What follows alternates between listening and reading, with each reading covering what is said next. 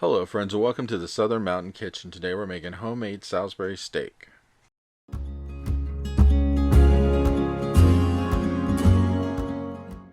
So let's jump right into this. We're going to add to our bowl 1 large egg, a half a cup of milk.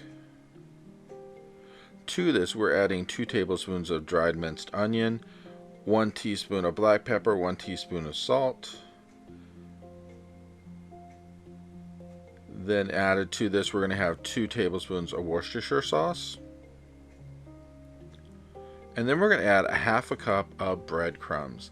And we're going to go ahead and mix this all together because as you can see, we're going old school for this. This is not like what you get out of a frozen dinner or whatever from the freezer section.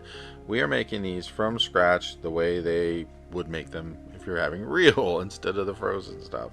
So go ahead and mix together all the wet ingredients and everything that were in our bowl here. Get them really mixed together. And once we get this all mixed up, we are going to add it to the ground beef. So make sure all those ingredients are mixed through. And then in our ground beef, which we have 2 pounds of ground beef here, we are going to add all of this right on top of it.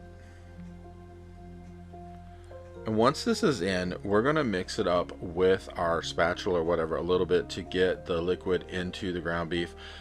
But you know, you're going to have to use your hands with this because it's just the way it is, because we're going to actually mix this all together, get everything completely combined, and then we're going to make oval shapes out of it, so that way that will be our Salisbury steak.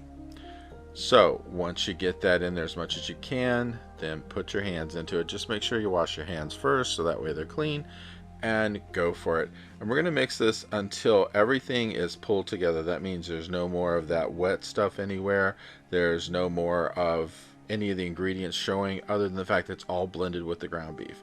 And I'm going to put a cutting board beside me, just something to lay these on as I'm making them. And from what you have here, you're going to have probably about 6 really decent sized Salisbury steaks out of this. So, you know, there was a bunch of ground beef there to start with, and then everything else you added to it, the breadcrumbs and all, does help stretch it a little bit. But 6 of these is quite a lot. These are not going to be tiny when they're done. They're actually going to cook up really well. So go ahead, pat them out, make sure you get all 6 of them done. And we're going to get ready next in a skillet for this, because you need a large skillet. And we're going to put a little oil in the bottom of it, probably just, you know, 2 to 3 tablespoons. And we're going to line these all the way around the skillet. We don't want them overlapping. Just get them down flat into the skillet itself and keep putting them in. And we're going to go for a medium to high heat on this. We want these to cook, because what you're going to do is cook these for at least 2 minutes on each side. So go ahead, let them start cooking, and make sure your temperature is high enough to cook them. And then we're going to cook them until they start to brown underneath a little bit, and then we're going to start flipping them. And that's right about the 2-minute time if your pan is really hot. Now they don't have to cook completely, because they're still going to cook later once we put everything together in the skillet for the sauce that's going to go over top of this, because Salisbury steaks have gravy in them, and you know, everything else is going to get added to it. And the cook time once everything's in the pan is going to be about 45 minutes, so it's plenty of time for these to cook later on. We just want to brown them off now so they're a little bit more, you know, holding together, a little bit more consistent, and a little seared on the outside. And once you get these completely done, and you've done at least 2 minutes on each side, we're going to remove them from the pan and set them to the side, because we're going to get ready in a minute to add our onions to this pan to cook them. So go ahead and get all of these out so we can go ahead and start working on the next step. The good thing about the fact that these have been cooking for a bit means they're holding together a lot better than if they were just basically raw ground beef. You can move this around a lot better without them falling apart on you in every move you make. So once they're done, go ahead and set them to the side in a safe place, because we will be bringing them back in just a few minutes. And since this pan is already hot, you're ready for your onions to go into it. So all of the onions that we have here are going to be basically 1 large onion diced up. And we're going to put that in there and let it start cooking.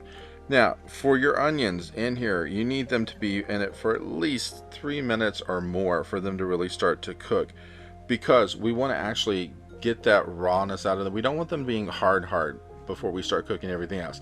Now mind you, they're going to be in the pan for 45 minutes later, so 3 minutes is enough to get them coated in the oil, broken up, and starting to cook before you do anything else. And that's the whole goal we have right now, is just to get these kind of broken up and kind of started. So as I said, at least 3 minutes. And then we're going to come in with some beef base to add to this. So move these around, make sure they're cooking, push them around the pan if you have to, just to make sure you're turning them and breaking them up the whole time that they are in the pan. So that means if you have to come back to it, like, you know, every 45 seconds or something to a minute and move them about and turn them, go for it, because they really do need that. So that way we have an even cooking started on the onions. Now, when we get ready to put this beef base in, I am using Better Than Bouillon, the beef kind, because it just really works for this.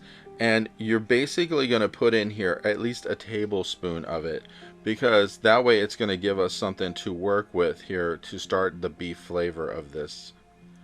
So make sure your onions are done. And what we're going to do is basically just add that bouillon, the beef base, straight into the onions, because you've got some oil going on here, you got the onions going on, and we can just basically work this through to where it breaks up and mixes through all of the onions that are in the pan. And then after that, we're going to go ahead and add into this at least a half a cup of beef broth, and that again is going to help the flavor of what we got in the pan right now to make it more beefy. Go ahead and mix this up completely, get all of the stuff broken up, mixed through. And then after this, we're going to add at least 2 cups of water to this. And the 2 cups of water are going to give us some volume in this to make this gravy sauce that's going to be on the outside once we get going. So go ahead and add the 2 cups in. And again, we're going to mix this up to make sure that everything is mixed through. So once this is done, we're going to let the temperature come up a little bit in the pan, because we want to do this before we return the beef to it. And once you've achieved a little bit of a bubble, go ahead and add this back in. Put all your pieces of your Salisbury steak back and just line them around like you did to begin when you were cooking them. And pretty much what you have in here now is almost everything you need to cook this, because as I said, you're gonna let this go for 45 minutes cooking time, and we're gonna have it like pretty much a low to medium heat, so that way it's simmering, it's cooking, but it's not like totally boiling over and doing whatever. And when we come back, we're going to add a cornstarch slurry to this to thicken it up. And if you don't know what that is, a slurry is basically 2 tablespoons of cornstarch and 2 tablespoons of water mixed together, and it's a thickening agent. So what we have in here, this juiciness, is going to become more of a gravy when we add that to it. But like I said, we have to cook this for 45 minutes. So we're going to put a lid on this, let it go for 45 minutes, and come back. And at this point, the Salisbury steak is cooked, the onions are cooked, everything is cooked to the point where it should be, and that's what we're trying to get to here. And then we're going to add the slurry to it. Like I said, 2 tablespoons of cornstarch, 2 tablespoons of water mixed together.